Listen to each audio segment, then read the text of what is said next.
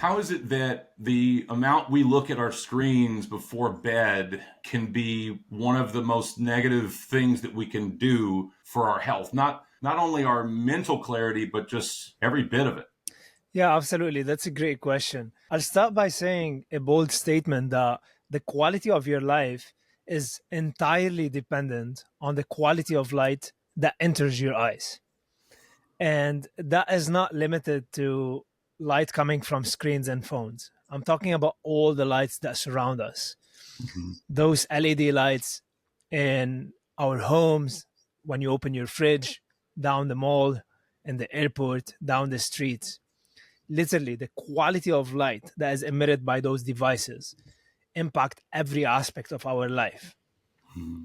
Now, this is counterintuitive because most people think about light as something that simply makes vision possible. They take it for granted. It's something that you turn on and off to see the world around you. But essentially, light is information.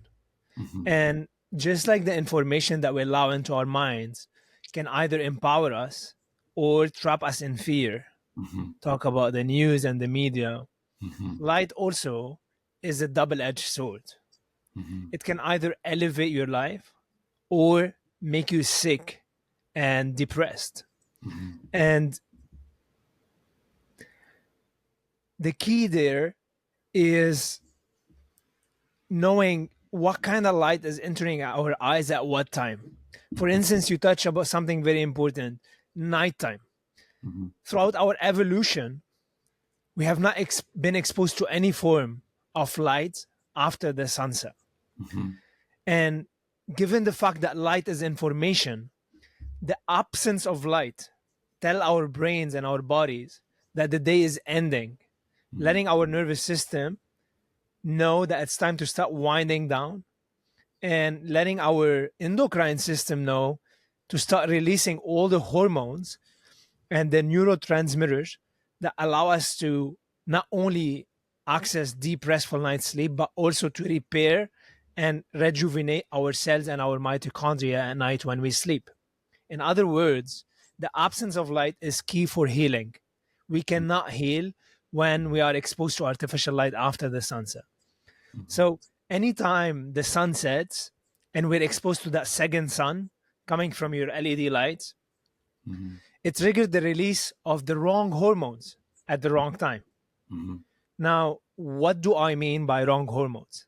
Think of cortisol, which can be extremely helpful first thing in the morning. You need cortisol when you wake up as the sun enters your eyes because that will allow you to feel alert, ready for the day, and awake. Mm-hmm. But at night, it leaves you feeling wired, anxious, and overstimulated. Mm-hmm. And it's why most people are staying up late and thinking that they are night owls. Mm-hmm. They're just in bed, scrolling on social media, wired, unable to sleep, tossing and turning. But the Yeah. truth is, if you are struggling with that, you don't have a night owl problem. Mm-hmm. You have a light problem. Mm-hmm. And your body is not meant to have cortisol at night. Now, why is that? Cortisol is the antidote to melatonin. You probably have heard of melatonin as the sleep hormone, the hormone that allows you to fall asleep. But Mm-hmm. that's only at a surface level. Yes, melatonin allows you to fall asleep, but it's also the highest antioxidant in nature, Mm-hmm. literally. Mm-hmm. And melatonin is a very powerful messenger that activates the cellular cleaning crew, autophagy, mitophagy, and apoptosis. And all of these are scientific terms to describe what happens on a cellular level as the cell get rid of the old and replace it with new cells, allowing us to renew ourselves every single day. Yeah. In fact, Phil, about 50 to 70 billion cells every night die through a process called apoptosis. Mm-hmm. And for every cell that dies, like a new cell is supposed to be reborn.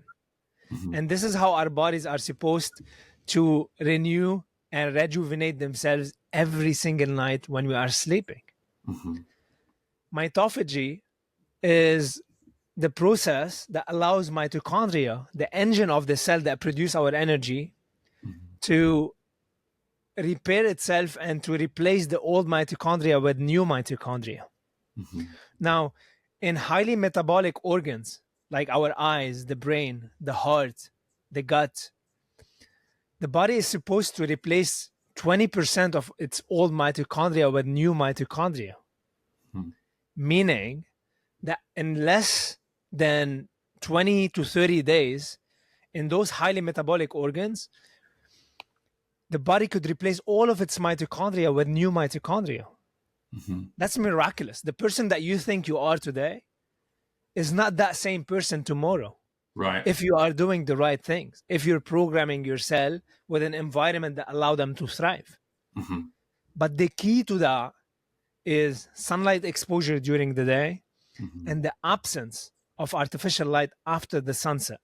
And Mm-hmm. anytime your eyes are getting bombarded by blue and green light frequencies coming not only from screens but from your LED lights, you're Mm-hmm. completely sabotaging and destroying all of these programs. Mm-hmm. And not only it impact the quality of your sleep, but it also destroys your ability to renew yourself and repair your organs at a deep cellular level so that you can continue to thrive and wake up feeling rested, energized, and ready for the day. That's beautiful. What a man. Beautiful explanation, dude.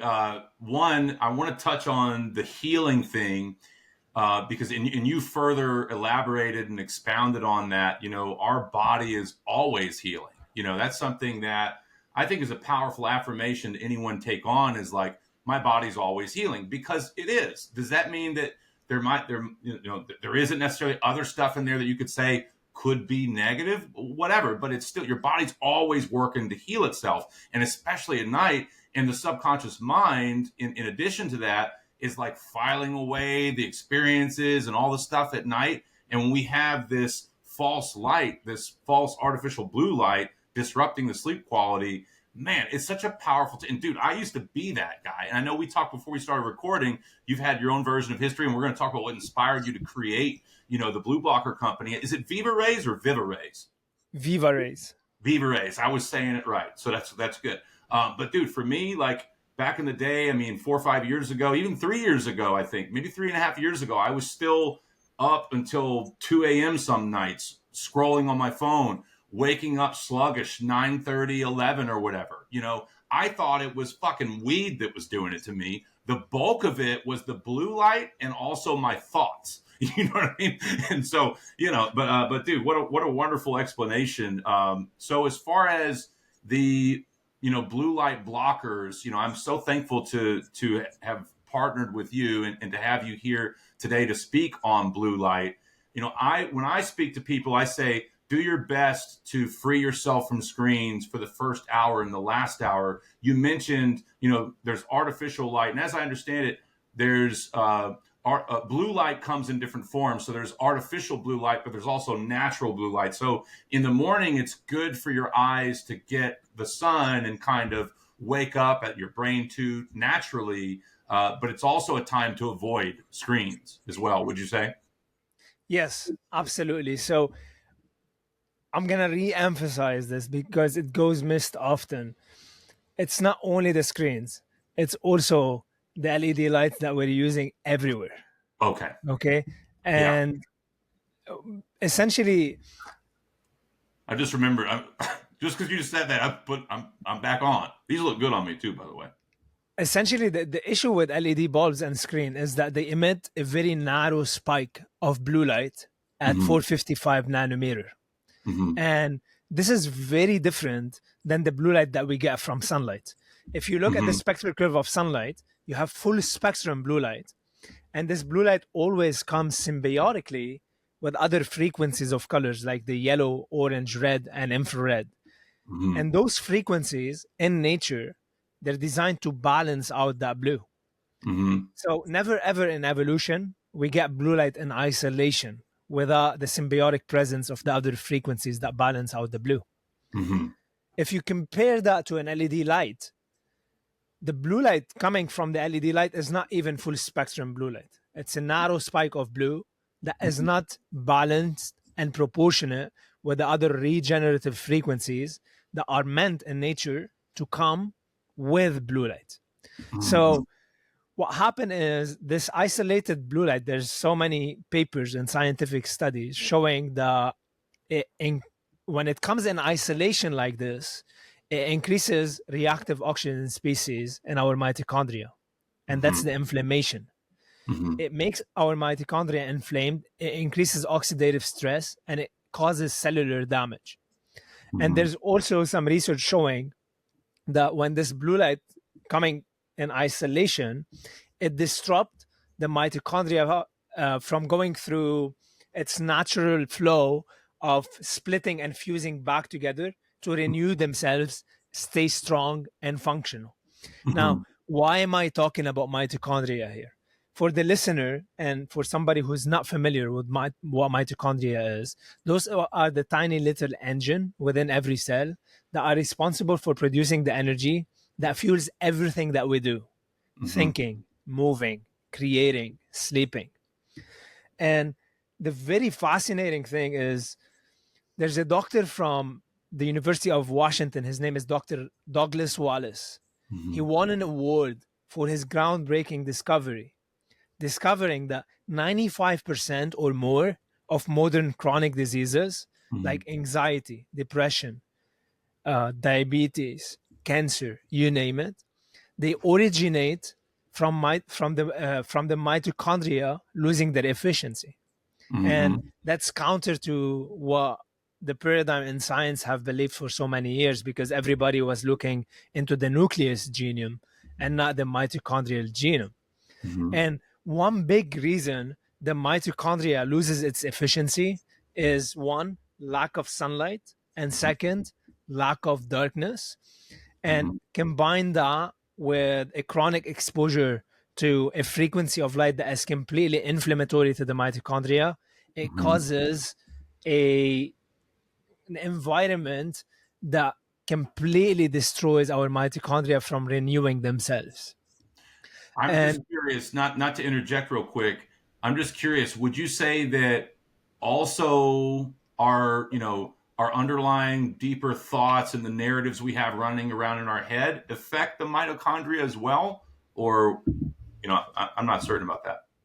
Absolutely. So thinking, when we think, how do you measure thinking? You measure thinking by looking at the brain, and you see like electrical activity firing in the brain in the form of a wave, right? And we call this alpha wave, beta wave, gamma wave. Now, what's in common between thinking and light? Both are waves in motion. Energy. Both are energy and waves in motion. Absolutely. Now, here's the thing. Light literally creates our reality. Thinking creates our reality. What we think we become. The quality of our thinking impacts our actions. And our actions, whether they are balanced or not, will definitely impact the quality of our reality and what we attract to ourselves. And this is literally physics. We're not talking like we're not talking like crazy theories. And if you go back to, I was just going to say behavioral psychology too. Your beliefs dictate your thoughts, which dictate your actions, which dictate your results. So absolutely. And if you look back at E=mc² by Albert Einstein, this formula reveals something absolutely profound, that light and matter are interchangeable. Light literally becomes matter. Think about photosynthesis and how light turns into sugar, sugar turns into leaves, leaves become branches, and eventually a tree. Matter turns back into light. Think about your cozy fireplace. When you're burning that wood, it releases a huge amount of heat and light energy. Now think about it. We are light beings. Mm-hmm. And everything around us in this moment, including our bodies and the earth, is but light waves in motion. Mm-hmm. When you look at matter, you think of matter as solid, but that's a complete illusion of the senses, Mm-hmm. because there's no solidity in matter. If you zoom into matter, there's only light wave in motion. Right. And it all starts with thinking. In fact, thinking creates that wave. Mm-hmm. So essentially, here's where it gets really interesting. We have a substance in the eye called the vitreous of the eye. It's composed of water, collagen, and acid. And the role of this substance is to slow light down. Mm-hmm.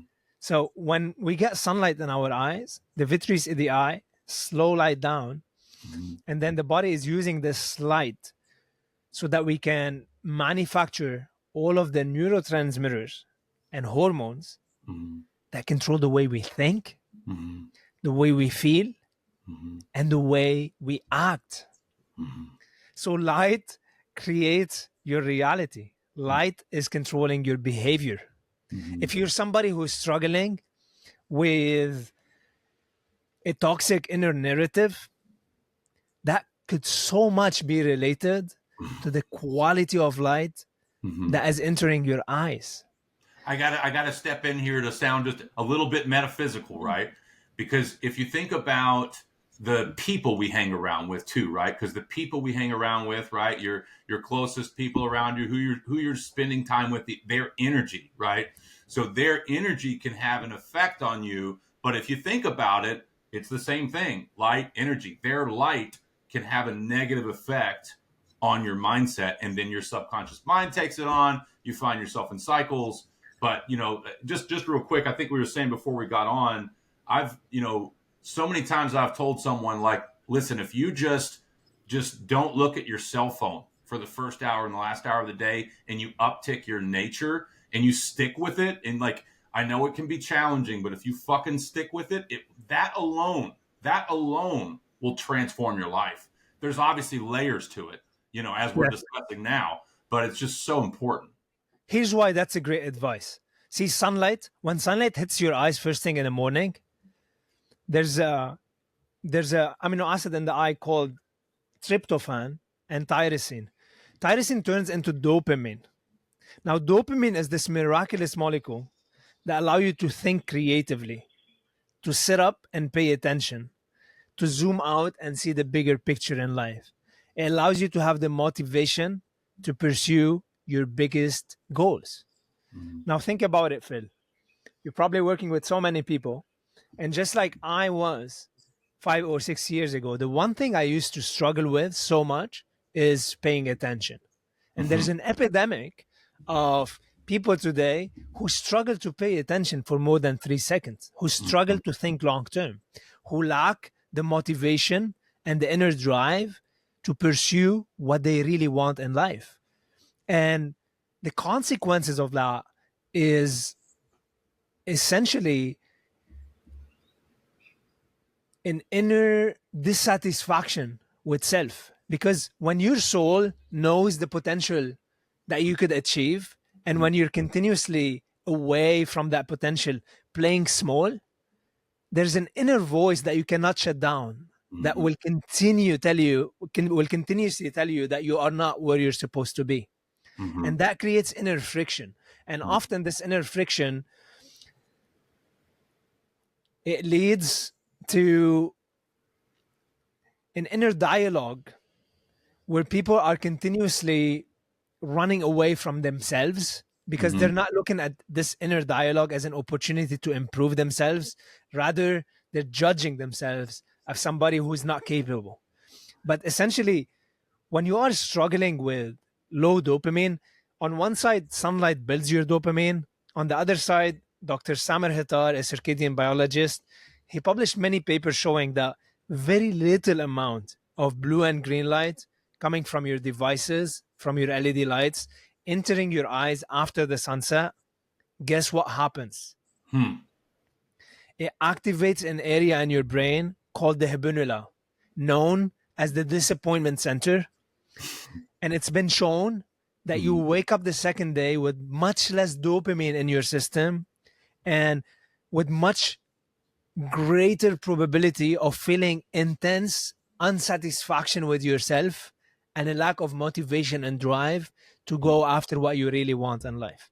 Just the simple step, and this is why I'm telling you, this is a great advice.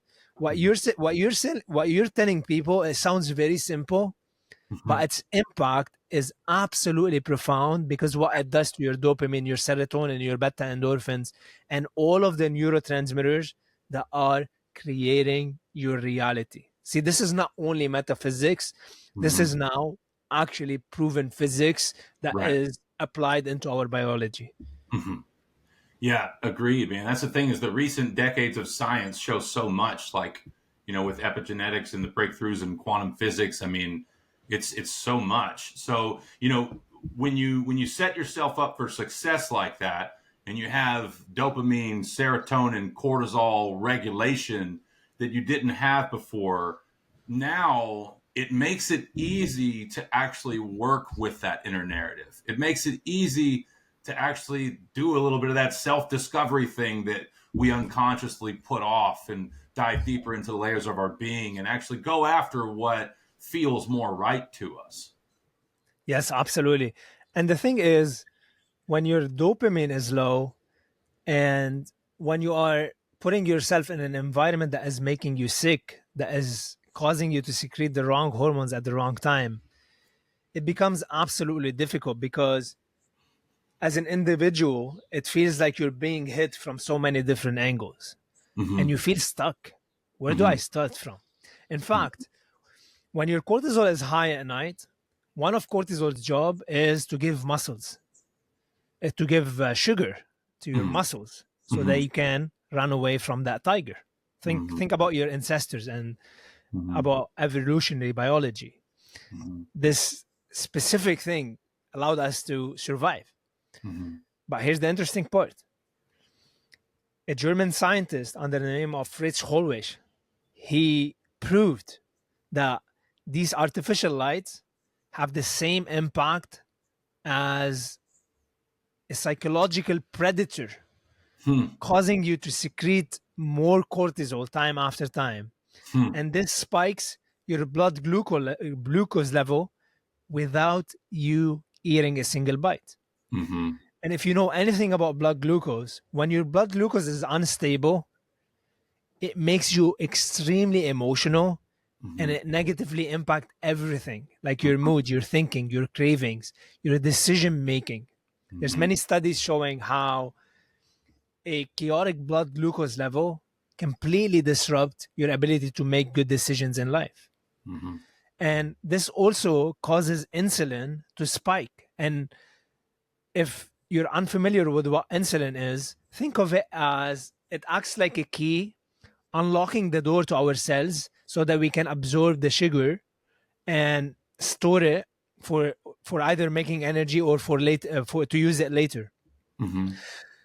But the fascinating part, and here's where the twist happened, cortisol suppresses the effects of insulin because it wants to direct the glucose to the muscles instead of this of the cell, so we can fight and flight. Mm-hmm. So over time, this causes insulin resistance and even type 2 diabetes. Mm-hmm. Even artificial light entering our eyes at night increases ghrelin, the hunger hormone, and it suppresses leptin, the satiety hormone. It's literally the hormone that tells your brain that you're feeling satisfied and that you don't need food into your system. Yeah. And with all this light entering your eyes at night, your hunger goes up and you start having cravings for sugars and carb. Mm-hmm. And that explains why most people find themselves munching a lot of food as soon as they start watching that Netflix movie at night. Mm-hmm. It's literally uncontrollable, and it's very hard to use your willpower against this soup of disruptive biochemical reactions that happen in response to the wrong frequencies of light. Yeah. Dude, man, I'm so thankful that we got the time to share today, and that you're filling my mind up. And obviously I'm going to go back and listen to more of this stuff. And it's just so So glad to be here with you today, man, and for connecting with you. Dude, it just further emphasizes, in alongside of that initial advice that I give people, I stress it like on a discovery call. I'll say like, hey, this is a good fit for us to work together, but I want to set proper expectations. I need you to definitely do this foundation thing. Like, do you think it's possible for you to really free yourself? Because if we can't have circadian rhythm in line, and we can't have free from screens first hour, last hour, we're going to have not a lot of progress. Like it's such an important foundation to really do the work that it takes to change your inner narrative and everything. Yeah, absolutely. I mean, you're talking about like circadian rhythms, and this is a very important thing for everybody to understand, because circadian biology literally controls every aspect of our well-being. Mm-hmm. Every hormone in the body is released and is controlled by timing and rhythm, Mm-hmm. because inside each of us, you and I and every human being, we have trillions of cells, Mm-hmm. each with its own internal clock, literally sitting in front of the cell. And all of these are synchronized to one central clock in the brain called the circadian clock. Mm-hmm. Now, think of the circadian clock as the conductor of a musical symphony. And Mm-hmm. just as a conductor reads the musical notes and cues the musician to create harmonious music, our circadian clock also reads the musical notes coming from sunlight and darkness, Mm-hmm. and they guide every cell, every organ, every mitochondria in our body on when to do work and when to rest and repair. And I'll Mm-hmm. tell you what, the quality of our work is dependent on the quality of rest and repair. Mm-hmm. There are two sides of the coin and they Yeah. give to each other.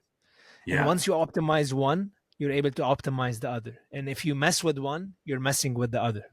Yeah. And these circadian clocks control when we sleep, when we wake up, but also they control how well we sleep and how rested we feel when we wake up. Mm-hmm. And as I mentioned in the beginning, they control the timing of when we produce hormones. Mm-hmm. And Phil, when we produce the right hormone at the right time, the body is producing harmonious music in the form of optimal health.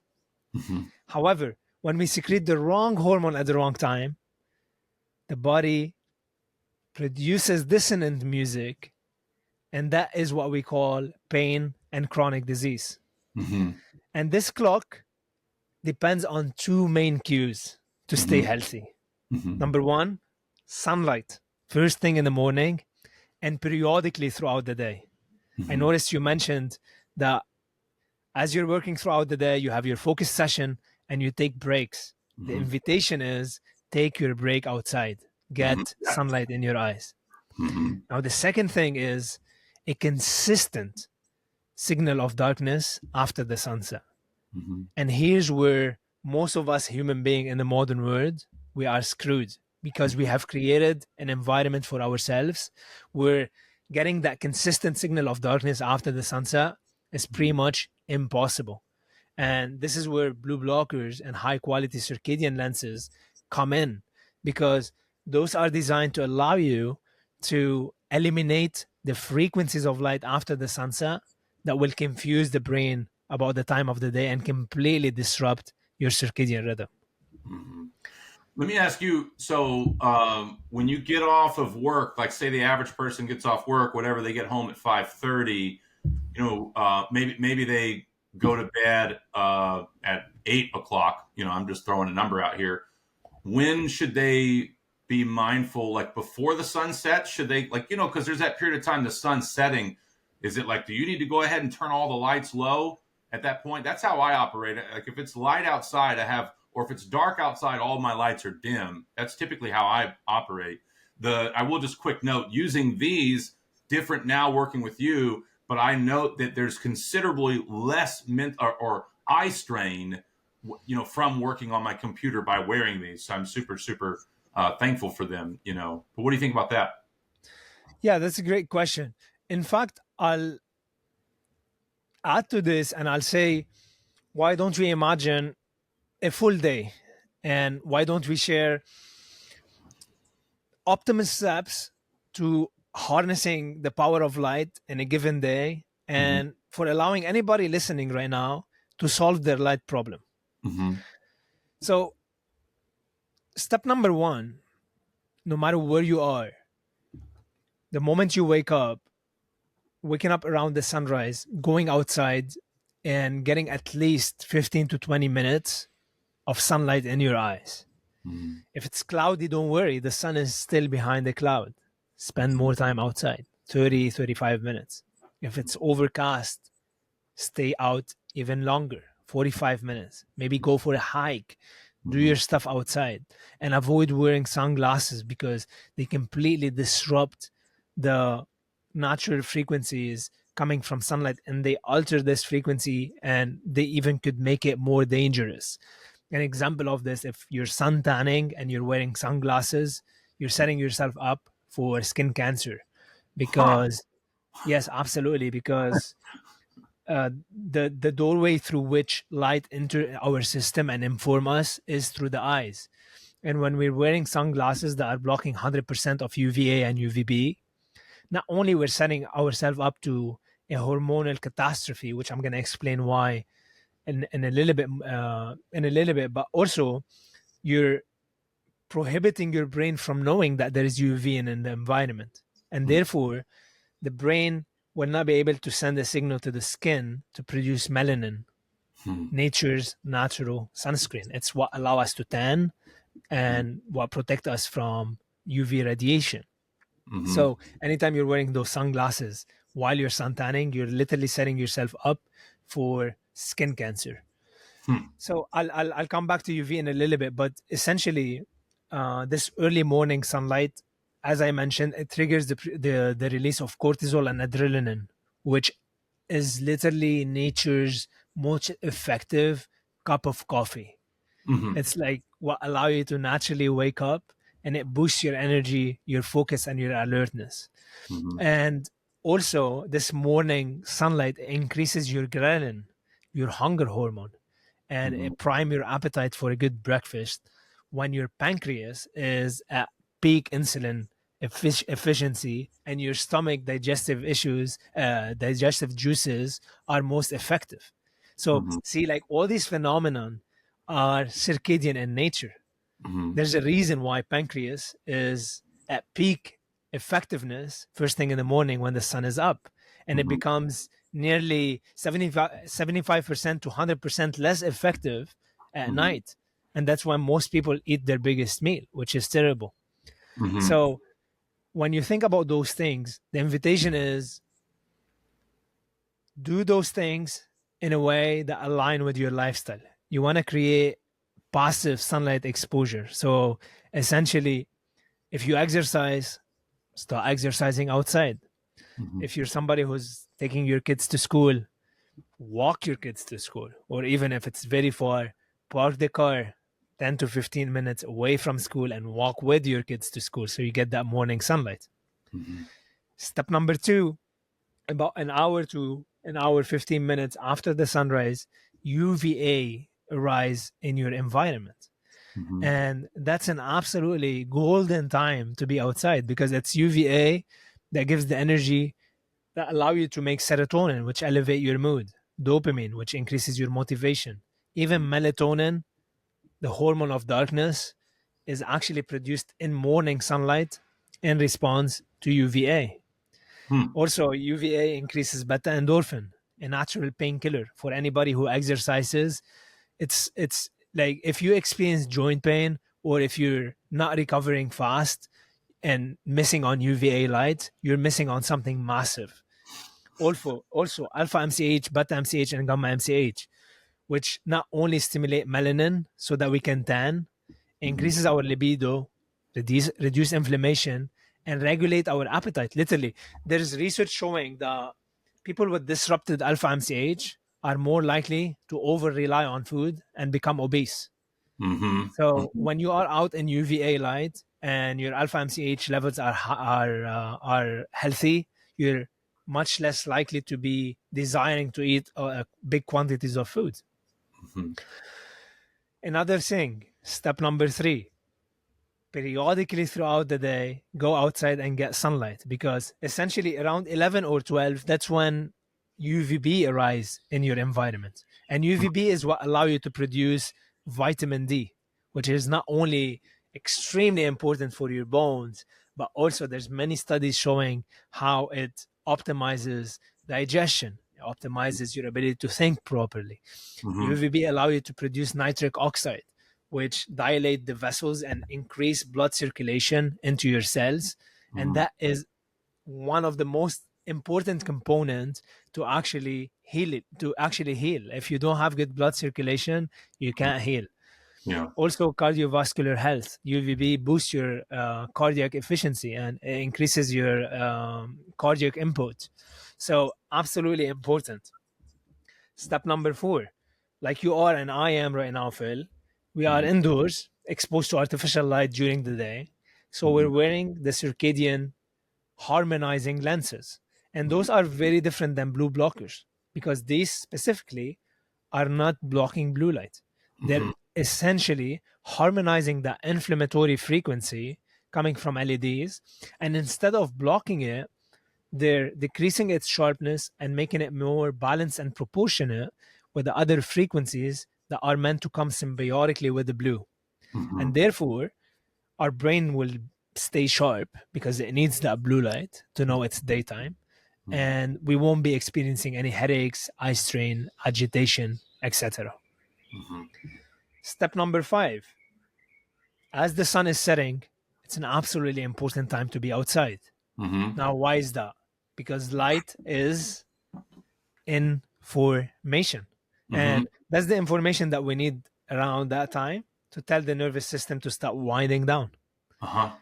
And literally, whether the sun is on the horizon or not, whether you're seeing it directly or indirectly, you're still receiving that light information subconsciously into your system. And it's Mm-hmm. still sending the right messages that will allow you to get a restful night's sleep. Mm-hmm. Step number 6, you come home. Say the sun is setting at 5, and you went and you were outside for 15-20 minutes. When you come back home, if you get exposed to the second sun from your devices, you're going to ruin all of these steps. So Mm-hmm. that's when it's become very important to turn off overhead lights Mm-hmm. and turn on warm, nice ambient lighting from Himalayan salt lamps or even candlelight, and essentially set yourself up for an environment that is conducive for relaxation, for meditation, for introspection. That's a phenomenal time. As you Mm-hmm. mentioned, Phil, as we approach bedtime, the brainwave frequency starts slowly slowing down from beta waves to alpha waves and then theta waves. And that's an absolutely essential and important time for programming and accessing our subconscious universal mind. Mm-hmm. And the state in which you enter sleep will determine how you wake up. So Mm-hmm. essentially, if you're somebody who's watching a lot of news and negative things before you go to bed, you're setting yourself up to a tremendously challenging day the second day, because you're attracting all of these difficult things into your life. Yeah. Instead, start thinking and not thinking, start thinking from the place where you want to be Mm-hmm. before you enter before you enter sleep states. And if you got your light environments right, this is going to support you in that, because it will allow you to produce the right hormones that will help you slow down and Yeah. become more meditative and access deeper state of imagination. Yeah, let me just Let cut in real quick. So, like an example, if someone, say they have a mindful day, like we're saying, but then they have dinner, and then they go, now they're scrolling for an hour and a half, 2 hours, and then they go, oh, okay, wait a minute, that's right. Before sleep, I need to prime my mind. So they put the phone down and they spend 5 or 10 minutes in a quick meditation. They go to sleep. Is that better than going straight to sleep after? Yeah, but like still, that's not helping, right? Like to your point, that time period is some of the most valuable real estate we have for living a happy, free, and abundant life. Yeah, absolutely. And if you're somebody who's able to do what you just said, stimulate yourself with blue light for an hour and a half, and then go into a meditation and actually drop in and be effective, Hmm. please talk to me and teach me what you do. Because from my experience, it's impossible. Once you Yeah, go wrong, yeah. it takes so much time to undo that wrongness, because you're flooding your body with tremendous amount of hormones that are not supposed to be in your system at night. They're going to make you anxious, wired, stimulated. You're going to start thinking about things that are worrying you, and all the problems of life, and trying to solve these things, and you set yourself up into the rabbit hole, into a loop that is very hard Hmm. to escape. So the advice there is, do not wait until the sun is down to actually set up your environment. Right. Set yourself up for success by thinking about those things ahead of time. Hmm. Get these guys Himalayan salt lamps or crystal lamps, Hmm. put incandescent light bulbs in them, and distribute them all over your house. So by the time the sun sets, you already have that calming environment that will set you up for success. And Yeah. step number 7, after the sunset, you clip on your VivaRays evening lenses, and those mimic the color temperature of the bonfire, and Uh-huh. they eliminate the blue light and the high frequency green to support you in being able to wind down and relax. And then 1 hour before bedtime, clip on the nighttime ones. Hmm. Those even will make it darker, will eliminate 100% of blue and green, and will optimize your melatonin production. Anytime you're feeling overly stimulated, I challenge you, if you can put these glasses on and if you could stay stimulated for more than 10 minutes, you're going to feel like everything slowed down. Everything is like really chill, and they're going to put you to sleep pretty fast. So essentially, if you start mastering those 7 steps, with which pretty much, if you think about them, they're free. All Yeah. they require pretty much is your determination and your attention and your willingness to practice them. Hmm. And I have shared those steps, Phil, with thousands of people so far, in many summits, in many presentations, also with many doctors and big thought leaders who were able to share them with their clients. Hmm. And I get dozens and dozens and dozens of emails and messages from people saying how simple those steps were to implement, and how tremendously powerful and transformative they were when once they start doing them. So the invitation is, do them for at least 7 to 10 days. Hmm. Get your light right, and at that point, neither me nor Phil nor anybody in the world will need to convince you, because by that time you'll have the internal rewiring Hmm. of what it feels like to feel good, what it feels Hmm. like to truly sleep well, what it Hmm. feels like to wake up and spring out of bed feeling rested and energized. And at that point, you don't need anybody to convince you. In fact, you're going to start convincing your loved ones. Yeah, yeah, yeah. Amen. Um, just because of the nature of, I think I attract a wide variety of a historical version of myself, but a lot of those individuals are historically, very critical thinking, analytical thinking, and I do want to just, nod over towards the other element of, getting to a space where you really feel good every day. You know, how many decades someone has had a negative narrative, or how many years someone has had a negative narrative. I don't care where they're at, right? So first and foremost, if they're 65, they're 70, they've had a negative narrative and it's deep. This right here will change your life. Yes. Are you going to start bouncing out of the wall in the morning with joy right away? Maybe not, but you are going to feel so much more fucking clear, and you're going to definitely be happier, and it's going to provide the foundation to shift that narrative. But a lot of people, this is it. A lot of people, this is all they need. This is all they fucking need, just to, and man, it's so powerful. So glad to have you. I've already said it, but have you talking about this today. So awesome. Yeah, Phil, like, if somebody's goal is to transform their inner narrative, guess what? That's a goal. That goal requires work, and work requires internal drive and motivation.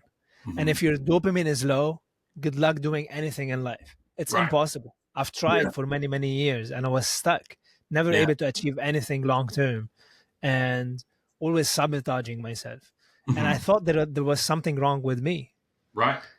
my ADHD, my depression, my chronic fatigue. But guess what? It wasn't about me. It was my light environment. And once I changed my light environment, I'm not claiming that it was this magical moment in time where everything changed. I still had to do work. But Yep. guess what? I had the inner resourcefulness inside of myself that Mhm. supported me to go where I wanted to go. Yeah. Goals, achieving goals and growing and becoming greater, it requires work. Hmm. And that work could either happen from a state of inspiration or desperation. Hmm. When we are continuously in a state of desperation, low on dopamine, low on serotonin, not grateful for who we are today, unable to see the bigger picture in life, Hmm. it's torturous. And it doesn't take us far because nobody will have the stamina to operate from a desperate state. Yeah. However, when you switch into a state of inspiration, when you Hmm. are connected to who you are in this moment and grateful, yet you have a clear vision of who you want to become, Hmm. this inspiration will drive you like nothing else. Like nothing else could move you but that inspiration. And to be honest, Phil, in a moment of inspiration, everything could shift. In a Hmm. moment of a vision where you know exactly what you need to do the second moment in Hmm. order to get where you want to go. And Hmm. nobody can teach you that. No Yeah. book, no podcast, no Yeah. encyclopedia could teach you inner knowing. Hmm. That Right. knowing is inside of you, Hmm. awaiting your recognition of it. Hmm. And when you put yourself in an environment that is disconnecting you from that inner knowing, it becomes very hard to access the inner whispering, that divine whispering within yourself that is continuously guiding you on the next action step that you need to take. Yeah. Yeah, it's synchronous. We were just talking about this on the last podcast. You know, the idea because it ties in intuition and gut feelings, right? Like that's something. But when we have our foundation cloudy, when we don't have regulated dopamine, serotonin, et cetera, our sleep quality is not good, and the narrative is self sabotaging, right? Yeah, it's challenging to make headway. Yes, absolutely. And it's very difficult to listen to self in a noisy environment. Mm-hmm. And artificial light make your internal terrain absolutely noisy. Yeah, yeah. And not only, like you were saying earlier, not only the blue light, but also the content. So if you're watching the media and the news and the fear mongering, it's like not only it's all that shit is what creates that stagnation. Absolutely. And if we were to summarize everything we've been speaking about so far, all that we're saying, we as human beings, we are autonomous beings that create our own realities. And Mm-hmm. we create our own realities through the quality of our thinking, which determine the quality of our actions. Mm-hmm. And we're continuously in resonance and impacted by threads of light that are coming from our direct environment. Mm-hmm. So, beside our internal thinking, a very powerful thing that could elevate us or push us down is the people that we surround ourselves with and the direct environment that we live in. Nature has created a balanced, symmetrical, uplifting environment from the sound frequencies to the light frequencies that we get in nature. Mm-hmm. And unfortunately, for the past 150 years, we've been creating technologies that are absolutely dissonant and they don't have the extension of nature's balance and rhythm in them. Mm-hmm. And as so long that we are putting ourselves in dissonant environments like this, it completely pushes us down. And technologies like this are designed for us to reclaim that balance back. And hopefully, in the near future, maybe in 60, 70 years from now, nobody will need to wear these glasses Yeah. because we'd be at an age where we have awakened enough to take a step back and recreate environment that elevate us rather than make us sick. Right. Yeah. Gradually over time, the science will change and stuff where the light from a screen that you work on doesn't necessarily have negative effects. And to your point, you don't need glasses if you say you work on a farm and you're like, all right, fuck it. I'm just going to throw in my TV and get a burner phone, and I'm going to live a simple life. Well, then, yeah, you don't need them. Right. But if you live in the society we live in now, where you work in some kind of computer type stuff, or like you were saying, in an office with fluorescent lights and stuff, this is super important. I do have one question to bring back, something that you said earlier. I just want to double tap on, and that is the sunglasses thing. I get that if you're out there laying and sun tanning and you're wearing that could control. I totally follow that. But are you saying that, like, across the board, what about someone who's driving, they're trying to go down the road and the sun's right in front of them? Are you saying that it's better to wear something like this, or are sunglasses okay in that situation? In that situation, that's a very particular situation that is very temporary. Mm-hmm. And in that case, I would do what would be most safe to Mm-hmm. me. Mm-hmm. And if that meant wearing sunglasses, that's totally fine. What I'm Mm-hmm. talking about is the chronic wearing of sunglasses all Okay. of the time. You have those people that you see anytime they step outdoors, the Yeah. moment their foot hit the ground, the sunglasses go on their face. And Okay. that's even like I've seen that in countries up north in Canada during the winter when there's already a scarcity of sunlight, and then people on top of that wear sunglasses. Yeah. So if you had to wear sunglasses because you're driving and it's extremely bright and you're not able to see, that's a very momentary thing, and it's Mm-hmm. it's it's totally fine. You're doing that for safety purposes. But Mm-hmm. what I'm talking about is the chronic wearing of sunglasses, because essentially, if you think about us human beings, we are photoelectric beings. In fact, what did Albert Einstein tell us about photoelectricity? He said that when light shines on matter, it excites the electron in that matter and actually generates electricity. And this is how photosynthesis happen in plants. This is Mm-hmm. how solar panels recharge and create electricity. Mm-hmm. But what if I tell you that this actually happens inside you and I? Mm-hmm. There's a scientist under the name of Albert Szent-Györgyi. He spoke about how sunlight excites the electron in the electron transport chain of the mitochondria. Mm-hmm. And that optimizes the mitochondria's ability to metabolize the food into energy, and it increases the mitochondria's spin, leading to a greater ability to produce um, ATP and deuterium depleted water.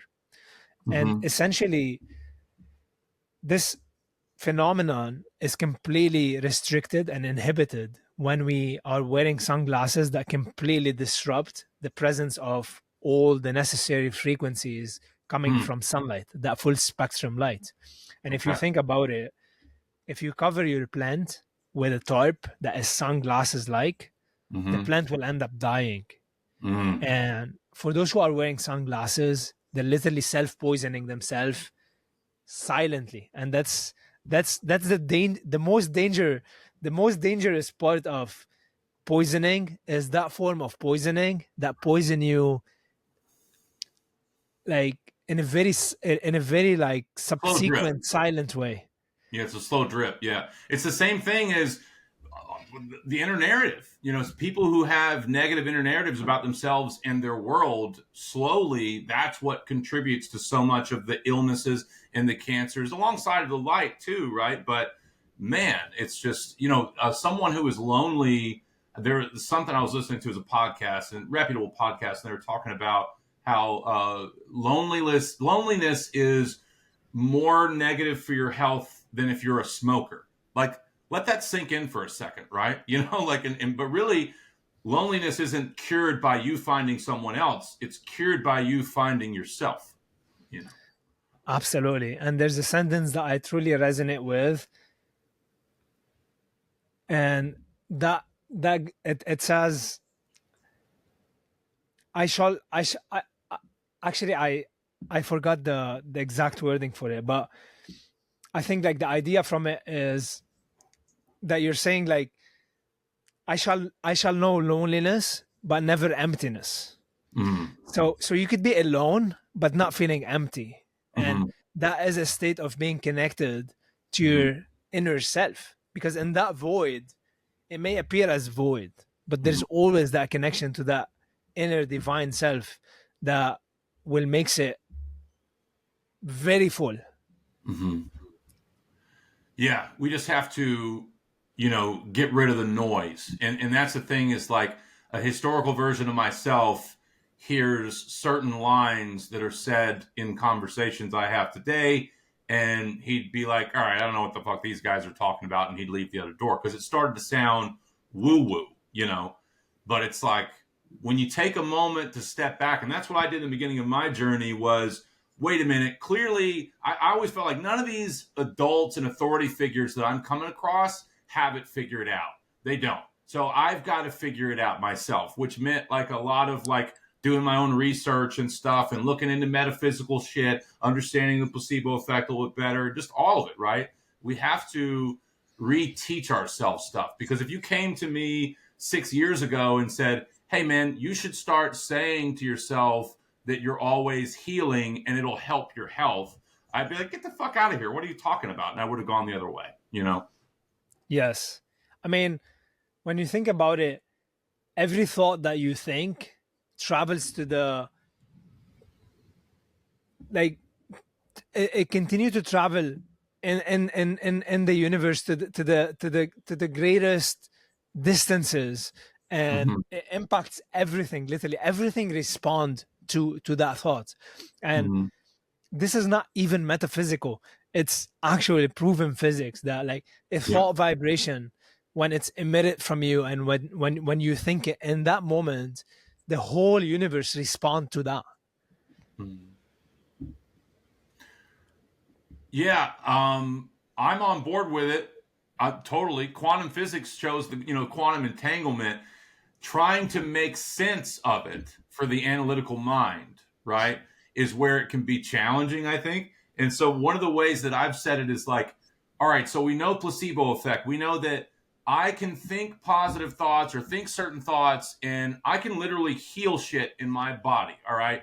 But I'm in your world. I'm physical matter in your world, right? In your world, which means that my thoughts have the ability to change matter in your world. You can't refute that. And when we get past that, it's like it's deeper than we think. Illusion or the reality is an illusion, and that Nobel Prize winner in 22, proved that. So but Yes, we have to unplug from the matrix's conditioning. absolutely. So you said something very interesting, because you said if we try to make sense of it, it's hard. And Mm-hmm. the origin of the word making sense is to rely on the senses. Mm-hmm. And to rely on the senses is to delude yourself, because the senses could perceive only 1 over 10 billion of the full electromagnetic spectrum. Right. And the senses could only respond to motion, but they can never respond to stillness. And that have brought us to the false ideation that energy is in motion. But Mm-hmm. what if energy is in stillness?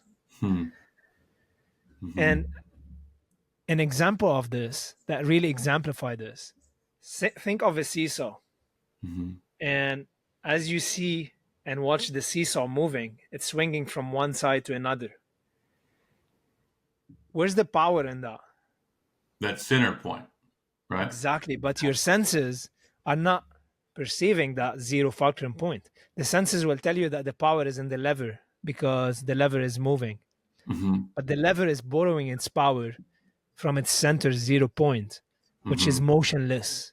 And Mm-hmm. that's why we cannot rely on our senses Mm-hmm. for sense, like if you go back in history and you look at all sensed observations, they constantly change, because Mm-hmm. our understanding of motion is continuously changing, and Mm-hmm. there's no reality in motion. Motion is continuously extending its power from the zero point of stillness and Yeah. is swallowed back by it. Oh Even if wow. you think about a musical instrument, and you get that guitar and you pluck that guitar and you hear that mesmerizing sound. Sound is wave in motion. But if you think about it, sound emerged from silence and it's swallowed back by silence. Silence is eternal and sound is temporary. Sound is a condition where you're dividing silence, the undivided. And in that moment, sound emerge and is swallowed back by the eternal silence. So all of these beautiful exemplification tell us that our senses are continuously deceived because they can only perceive motion but never stillness. And as long as we continue to rely on motion to come up with conclusions about the nature of reality, we will continually have a new version of what reality means to us that is a half truth that will lead to a full lie. Yeah. Okay, so I got to go here for a second because I was saying this recently too. Like someone outside of myself could look at me in my daily life and say, man, that dude sure is working hard, but I don't feel that I'm working hard at all. I'm just doing what is in alignment for me, and it feels good. And it's like you were saying earlier, that deeper part of the self, it's like, I'm just going, man. I'm just riding this wave. But in here is stillness. It's stillness, right? There's 1,000 ways to skin a cat. Many people can live stressed out lives and work hard and hustle and achieve material shit. But if you get on board with, hey, we've been conditioned to think we live one life. What if we live more than one life? Wouldn't that be cool? Figure out like how to embrace life, and it's that stillness. I had another guy on my podcast once that said something to me, and at the time it was like, all right, yeah, I'm on board with that, but like more and more it rings true. And he says, the more that you think that it's you doing you and not the universe doing you, the more of a resistant journey you're going to have, And I think that's so true. Absolutely. I love what you said, because you said you could be in violent motion that others are perceiving as too much work, but it's extending from the stillness of your mind. And that is massively different than somebody who is just acting out of desperation for the sake of moving. That's one. The second one, as you become aware that it's not that little you moving in the world, is that divine consciousness moving through you, and that moment to moment connection and communion with that divine intelligence is what moves you. Even we cannot move a finger without that connection to that stillness and that divine mind in us, and the realization that my mind and everybody's mind is one mind, literally, that is divided into seeming different minds. Right. Yeah, it's bananas. So, dude, I would love to have you back on the podcast so we could dive into some more of where we've kind of been going, and also to learn more about your journey. I would be honored if maybe in the next couple months or something we could do another one if you're up for it. Absolutely, I'm always up for offering value, and I'd love to know from your audience if this has been valuable to them. I'd love to know if they implemented the steps or not, and the impact that those steps have created on them. Because again, all of this could sound amazing, and it is amazing, but until you actually act on that which we were talking about, nothing will happen, and that it will stay as some cool information that you once heard and you imprinted upon your brain. But until you digest that information into your bloodstream, which is your consciousness in this case, and it becomes a part of you, and you become an example of that which then it stays utter noise that means nothing. So my invitation to the listener is, please take the time to re-listen again and again and come back to the 7 steps, because if you don't take anything from anything that we spoke about, and you don't believe nothing from what we said, do not believe me, please. Actually, my invitation is, do not believe anything that I said to you. Act on the 7 steps, and form a belief system for yourself based on your own experience, based on your own transformation. Yeah. I fucking love that, man. So to reiterate what you said, it's free. You know, all of that is free, you know. But if you do want to pick up some of the glasses, you can check out the link in the profile. And how many different frames do you have available on the website? I think we have right now about 7 or 8 different frames. And by Okay. the way, we didn't talk about this, but we make all of them in prescription. So for the prescription user, Okay. this is very interesting to touch on, because Yeah. the issue, Phil, is that if you're somebody who wear prescription, you go outside in the sun and your prescription lenses are blocking 100% of UVA and UVB, which is absolutely terrible. By now, we know why. And on top of this, to add fuel to the fire, optometrists tell people, I'm going to add this blue light tinting to your lenses. And people do. And this blue light tinting that they add, it blocks blue purple light, which is not emitted by LED lights and screens. So it does nothing when you are indoors exposed to harmful artificial light.